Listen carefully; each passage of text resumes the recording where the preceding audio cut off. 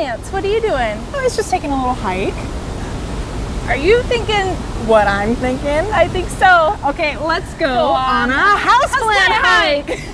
Today on Plant Fact Friday, we're gonna take you on a little houseplant hike through the conservatory. So a lot of people don't know this, but many of the houseplants that we have inside of our homes are really just tropical plants that we've taken inside. So here in the tropical conservatory, we've created the right conditions for these plants to really grow and thrive in their wild conditions. So Alex, what were you just looking at? I was looking at this Fiddle Leaf Fig right here in the center of our conservatory that is probably 20 to 25 feet tall. It is so tall. Yeah. Mine at home is not that tall, I can tell you that. Right, so these in the wild grow in Western and Central Africa, where they grow in tropical forests.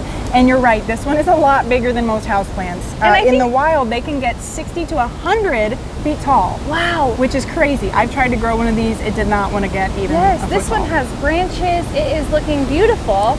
And I think that people can know that this is a fiddle leaf fig by looking at the leaves. That's right. Because they are kind of shaped like a fiddle. That's right. And it is a fig, so if given the right conditions, if it's nice and healthy and happy, it will grow fig fruits. I think they're about an inch in diameter, but it's really more about the foliage with this plant.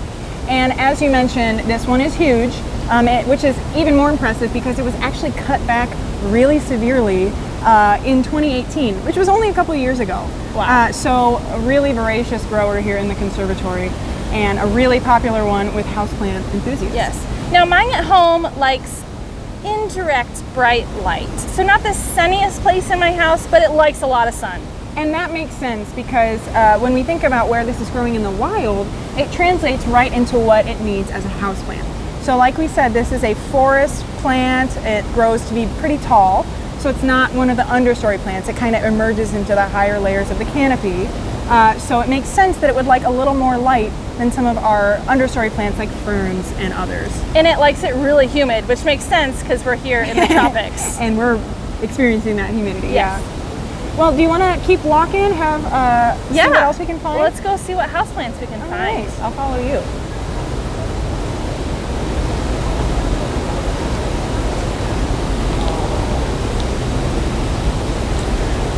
Okay, I definitely recognize this one. What is it? This is one of my favorites. This is a Monstera deliciosa. Yes, and some people call it Swiss cheese plant as well because it has the holes. Yeah, and the scientific word for these holes is fenestrations, which just is a fancy word for windows. Do you have any fenestrations on your leaves at home? I don't. Mine are a lot smaller and uniform. They don't have any holes or slits on the side. That's okay.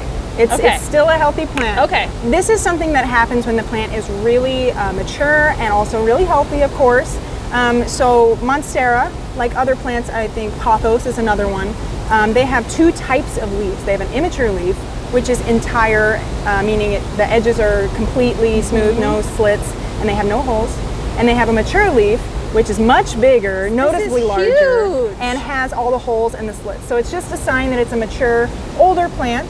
And these holes and slits might make you think, oh no, there's bugs, someone's been eating it. It's really just an adaptation to help these bigger leaves wick water. Oh, okay. So this is a plant that's native to Mexico and Central America, and you might notice that it is in fact a vine. Yes, it's vining up this rock wall right here. Mine is not vining yet, but it's good for me to know that it will start to vine as it starts to mature.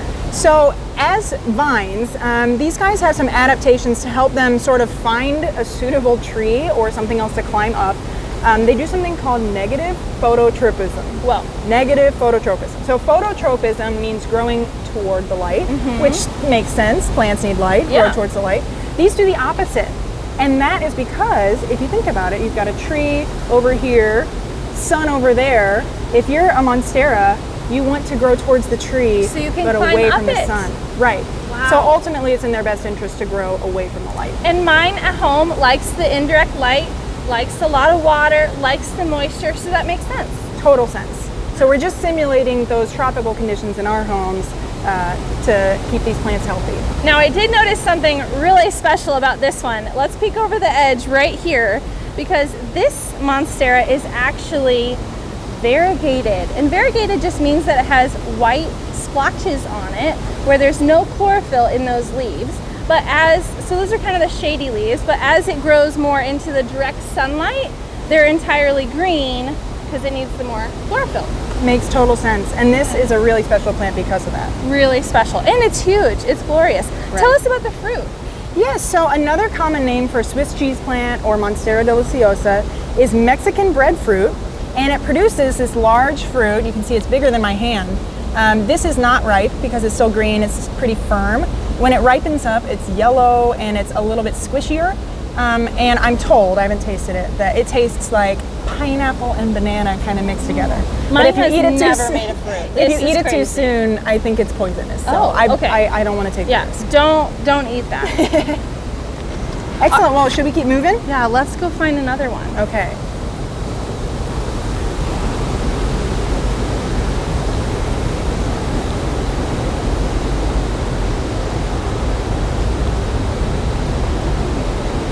Whoa. Okay, this one, I'm not sure. I have one of these at home. I call it a ponytail palm, but it is only like a foot tall. This one, is it the same? It is.